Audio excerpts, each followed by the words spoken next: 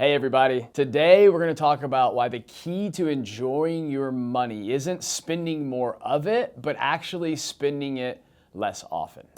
Welcome to Wisdom and Wealth, where we talk about the human side of money. Join us as we dive beyond the numbers, unpacking the psychology of money to equip you with the tools you need to be wise in wealth.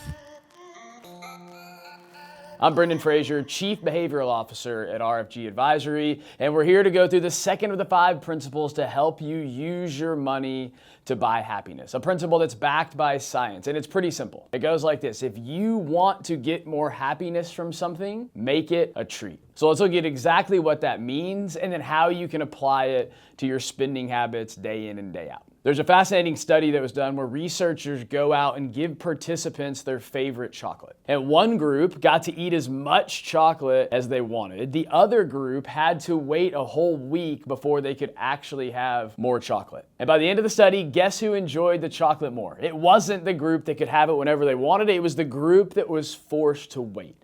Because the ones who ate it consistently whenever they wanted to, they actually stopped appreciating it. So in other words, abundance is the enemy of appreciation. The more we're exposed to something as human beings, it's just by nature, the more we're exposed to something, the less impact it ultimately has on us over time. Psychologists will call this hedonic adaptation, but in everyday language to you and me, it's basically the idea that the newness wears off. We just simply get used to things faster than we think. We adapt to them faster than we think. Whether it's a dream job, whether it's your dream house, maybe it's your dream car, it doesn't stay exciting forever. You can remember the first time you got in your dream car and how exciting that was and the newness feeling, and then give it a week, a month, maybe a year, and all of a sudden you're wondering where that went. That's hedonic adaptation. It's when the newness wears off. So what do we do with this? How can we combat this reality? And maybe more importantly, what can we do to make the happiness and enjoyment of a purchase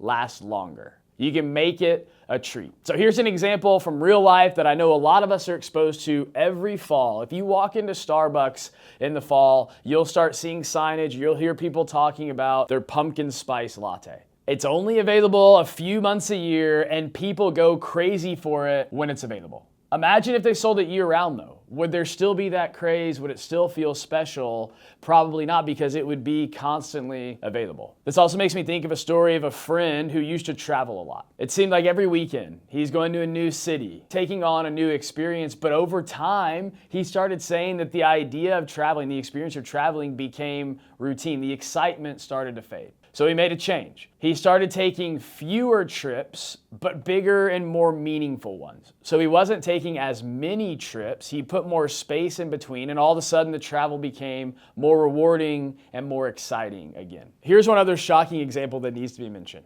Researchers have found that TV viewers actually enjoy watching TV shows with commercials more than they enjoy shows without commercials, because it's a forced break that creates the anticipation of the return. It's not readily available to them exactly when they want it. So here's why this happens, and here's how we can apply it in real life. The secret to all this is scarcity. The less often you have something, the more special it feels. It's as simple as that. Here's some common ways to make things feel like a treat in everyday life. One example is you can skip your daily coffee run and just make it a Friday reward. Instead of impulse buying when you go shopping, save up for something that's truly meaningful. When it comes to travel and experiences, let's think back to the pumpkin spice latte example.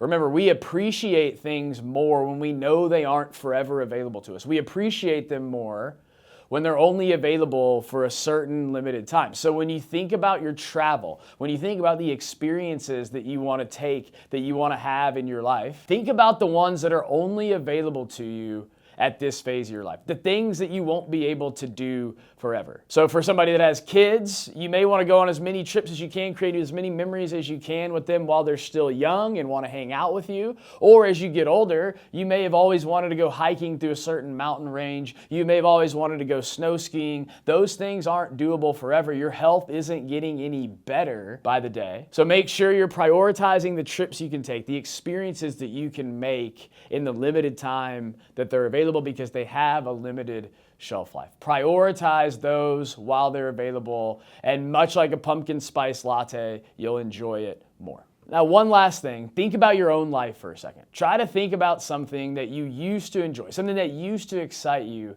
but now just kind of feels mundane or routine or normal. Maybe it's the daily coffee run, maybe it's online shopping, maybe it's binging TV shows that don't have commercials. Pick one of those things that you love to do, but do it often, and then try to take a break from it for a week. Come back to it, and then see if the enjoyment of it increases after you force yourself to take a break.